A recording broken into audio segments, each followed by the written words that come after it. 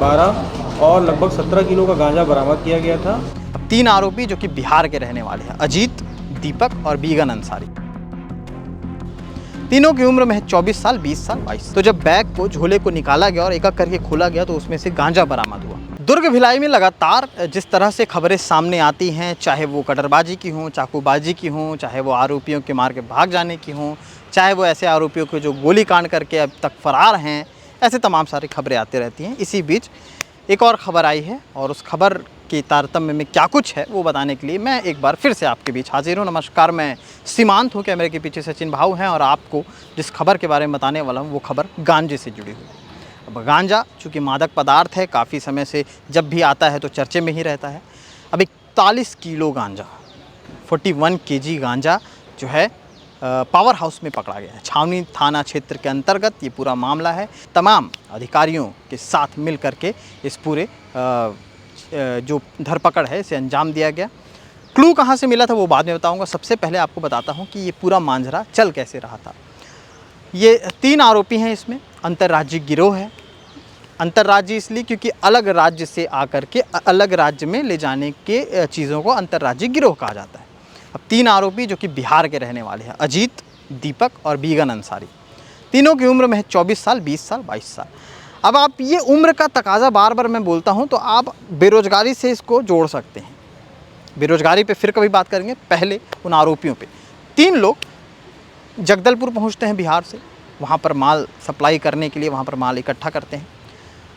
12 kilo के 2 packet, 16 kilo का 1 packet, इस तरह से माल को जो है पैकेजिंग करते हैं। पैकेजिंग करने के बाद बोरे में डालते हैं और बोरे में डालने के बाद जो जगदलपुर से ये लोग आते हैं भिलाई।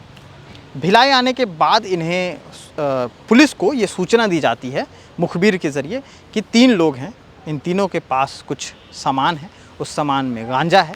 गांजा लेकर के ये लोग जो है पावर हाउस रूट से होते हुए जाने वाले हैं रायपुर की तरफ। पुलिस को इतना क्लू मिला, उसने जो है घेराबंदी शुरू कर दी और घेराबंदी करते हुए जब जगदलपुर से ये तीनों निकलते हैं, निकलने के बाद पावर हाउस पहुंचते हैं। पावर हाउस से रायपुर जाने वाले थे कि इसी बीच पावर हाउस के पास, होंडा शोरूम के पास ये लोग वहां पर खड़े थे। मुखबिर के बताए अनुसार जो हुलिया बताया गया था, बिल्कुल वैसा ही हुलिया जब पुलिस कंफर्म हुई कि हाँ ये लोग वही हैं, वहाँ पर जाकर के पुलिस ने जांच पड़ताल शुरू की। जांच पड़ताल के बाद घेराबंदी की। घेराबंदी करने के बाद उन तीनों को हिरासत में लिया। हिरासत में लेने के बाद जब उन तीनों के सामान को खोला गया तो जब बैग को, झोले को निकाला गया और एक एक करके खोला गया तो उसमें से गांजा बरामद हुआ।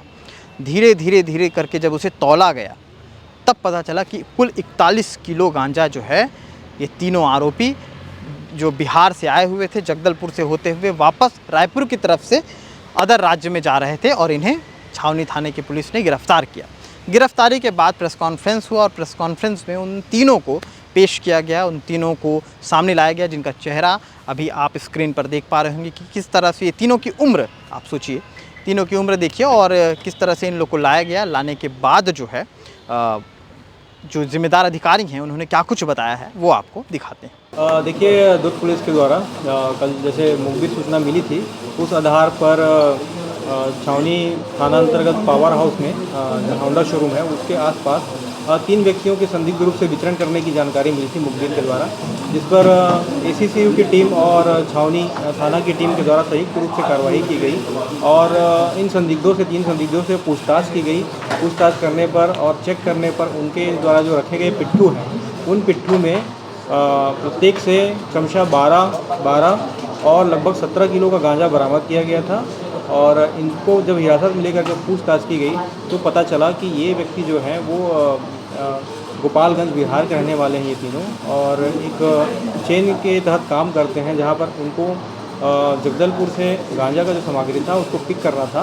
उसके बाद ये दुर्ग आते और दुर्ग में किसी बस में सवार होकर के चढ़ करके ये अपने अन्य गंतव्य की ओर जाते।